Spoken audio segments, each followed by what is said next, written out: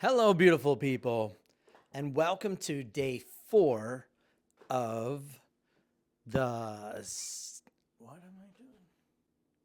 Hello, beautiful people, and welcome to day 4 of 75 Day Hard YouTube edition. And the challenge to post a video a day for 75 days.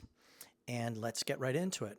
So, today we're going to be discussing gear. And today I want to be discussing the most basic gear that you need to get started. And because this channel is not targeted at, teenagers trying to make a YouTube video in their bedroom, this is targeted towards adult professionals, primarily realtors who want to build a channel.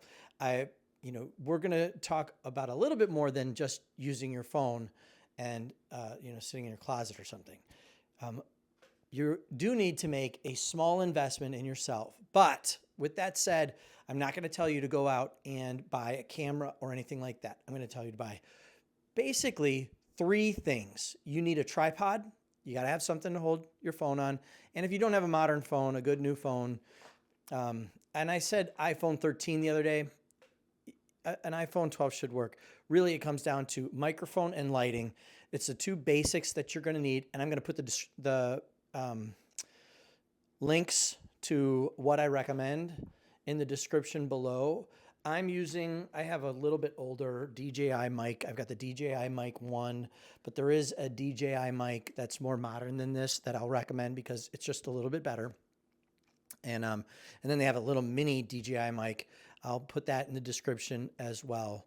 And then a light. You want a light or 2. I'm going to tell you to get 2 lights because they do a good job on lighting you up evenly. I've lit myself with just 1 light.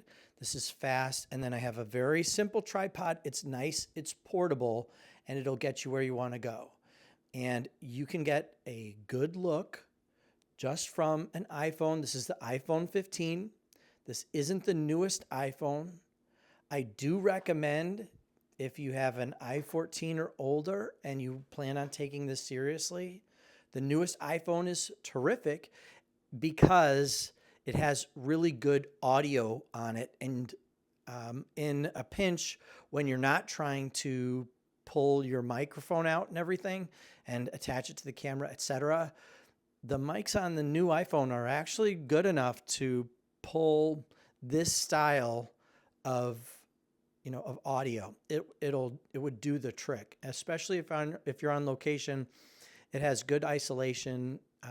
It doesn't sound bad. I've watched a lot of videos of other people just using their iPhone audio, and it works. Is it super pro? No, but is it professional enough to not be distracting? Yes. So that's good. So really, tripod, mic.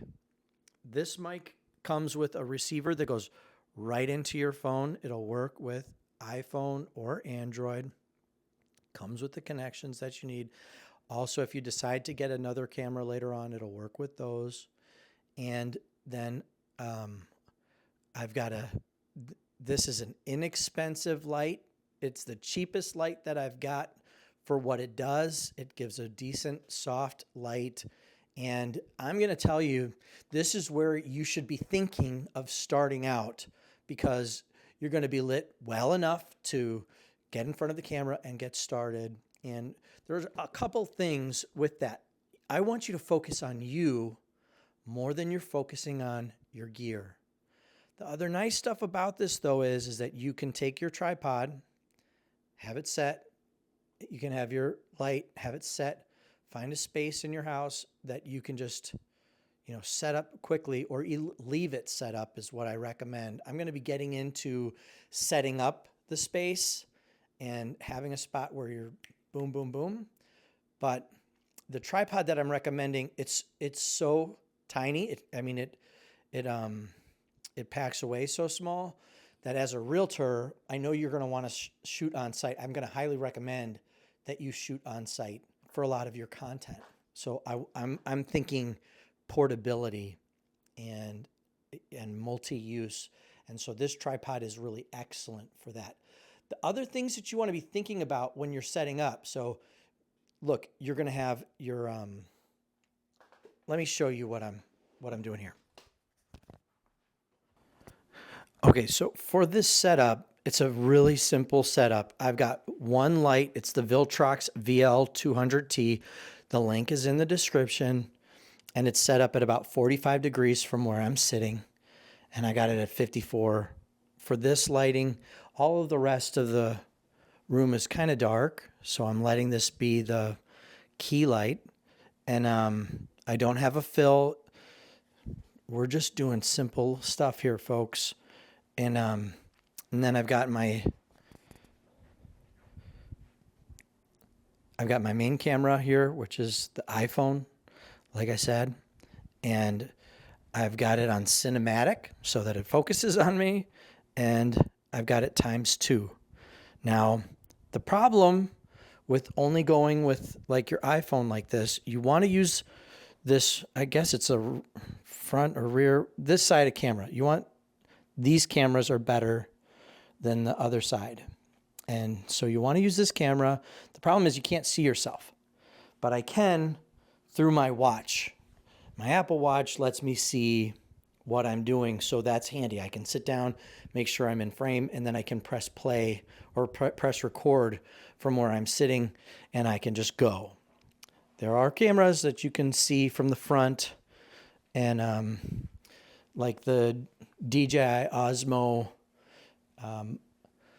Pocket 2 that I've got, that, let's shut this off. That has a tiny front screen, but it's got a front screen. And then as you get into other cameras, they've got screens that'll flip out and you can see yourself real easy. You just want to make sure you don't look at the screen, that you're actually looking directly at the lens. The other thing that's really important, I don't want to get caught up in a complicated setup. I want a fairly professional setup that you can start to do right away.